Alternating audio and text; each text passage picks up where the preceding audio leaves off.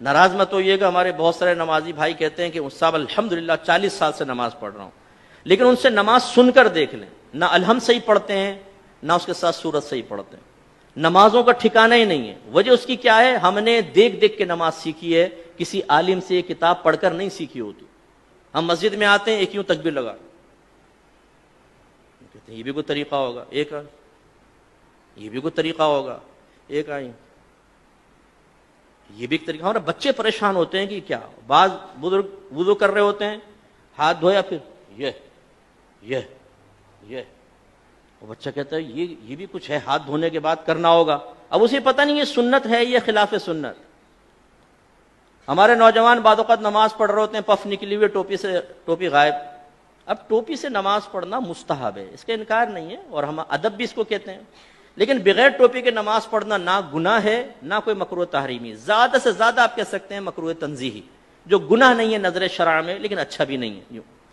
اب ہمارے کئی لوگوں کو دیکھا وہ نماز پڑھ رہے ہیں، ٹوپی لی اس کے سر پہ، اور پھر جمائیں گے اس کو تھوڑا سا نا تاکہ اچھی طرح وہ اپنی جگہ بنا لے، لیکن اس کے بال بھی ایسے آوارہ گرد اور ایسے دشمن ہوتے ہیں، بولتے خبردار جو ٹوپی ٹکی سر پہ، وہ رکوع میں جاتا ہے ٹوپی پہلے سجدے میں۔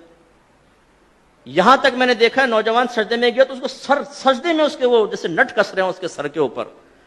ارے بھائی اس کو ٹوپی پہننا کوئی لازم نہیں تھا، آپ کا یہ اس کو اس طرح تنگ نہ کرنا واجب تھا، آپ نے کیا، آپ گناہگار ہوئے۔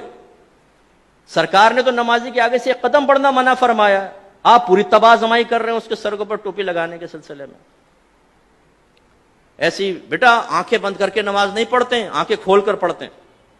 حالانکہ فقہ نے واضح لکھا ہے کہ اگر آنکھیں بند کر کے خشوع و خضوع زیادہ ہوتا ہے تو مستحب ہے کہ آنکھیں بند کر کے نماز پڑھیں، اور اگر آنکھیں کھول کر نماز پڑھنے سے خشوع و خضوع آتا ہے، دنیاوی خیالات سے نجات پاتے ہیں، تو آنکھیں کھول کر پڑھنا مستحب ہے۔ سمجھانا کیا چاہ رہا ہوں، دین سیکھا نہیں ہوتا ہم نے، سنی سنائی بات یا مسجد میں آ کے وہی آبزرویشن کے ذریعے جو ہم نے سیکھا ہوتا ہے اسے دوسروں پر مسلط کر رہے ہوتے ہیں۔ بچہ بیٹھا ہوا ہے پاؤں ہلا رہا ہے، بیٹا ایسے پاؤں نہیں ہلاتے، نحوست ہوتی، وہ بچہ رک جاتا ہے۔ اب بھائی کہاں سے نحوست ہوتی ہے یہ بتائیے، پاؤں ہلانا کہاں سے نحوست ہے؟ یہ تو کوئی نحوست نہیں ہے، شریعت نے تو کوئی منع نہیں کیا۔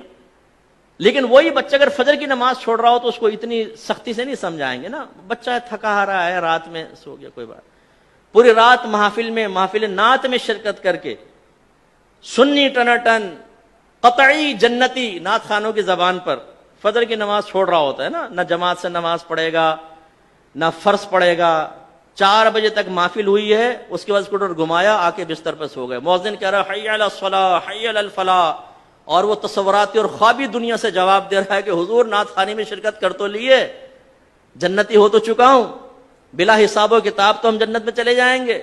خود نعت خان نے شعر سنایا ہے، ہم رسول اللہ کے جنت رسول اللہ کی، یہ حی علی الصلاح حی علی الفلاح دوسرے لوگوں کے لیے ہے جو نعت خوانی میں شرکت نہیں کرتے، ان کے لیے ہو سکتا ہے، ہم تو جنتی ہیں۔ یہ ہم لوگوں کی حالت ہے۔ تو خلاصہ کلام یہ ہے کہ دین آپ سیکھیے۔ میں نے الحمدللہ بالغان کا بہت مدرسہ پڑھایا، نمازیں سنیں کوئی ٹھکانہ نہیں، سبحان رب الاعلی، التحیات، حالانکہ سے لفظ ہے التحیات، التحیات نہیں ہے۔ اسی طرح صحیح لفظ ہے رب اجعلنی، اور اکثر کیا پڑھیں گے ربی جعلنی، ربی جعلنی، غلط ہے۔ یہ اصل میں اجعل صیغہ امر کا، ربی کو با کو جیم سے ملائیں گے حمزہ وصلی گر جائے گا، رب اجعلنی، رب اجعلنی، لیکن ربی جعلنی۔ تو یہ کیوں ہوتا ہے؟ آپ میں سے بہت سو ہو سکتا ہے کتاب دیکھ کر بھی سیکھا ہو، لیکن آج سے 35 سال پہلے 40 سال پہلے، اب وہ بیچ میں جو غلطی آئی وہ پختہ ہوتی چلی گئی، بتائیے نہیں۔ اس لیے ناراض مت ہوئیے گا، آپ میرے بزرگ ہیں، میرے بڑے ہیں، جو بزرگ بیٹھے ہوئے جو ہم عمر ہیں اور جو چھوٹے ہیں وہ بچے ہیں، لیکن ایک دفعہ اپنی نماز کسی قاری صاحب کو سنا دیں۔ پہلی بات تو یہ کہ جس کو ڈر ہوگا نا، خوف کہ میں پھنسوں گا، وہ سنائے گا ہی نہیں، وہ کہے گا مفتی صاحب نے ٹھیک کہا لیکن اللہ کی رحمت بہت بڑی ہے، اللہ معاف کرنے والا ہے۔ بھائی اللہ تعالیٰ رحمان ہے، رحیم ہے، لیکن وہ قہار و جبار بھی تو ہے۔ اس کی قہاریت اور جباریت کو فراموش کر کے صرف رحمانیت پر نگاہ کرنا یہ نبیوں کا طریقہ نہیں ہے۔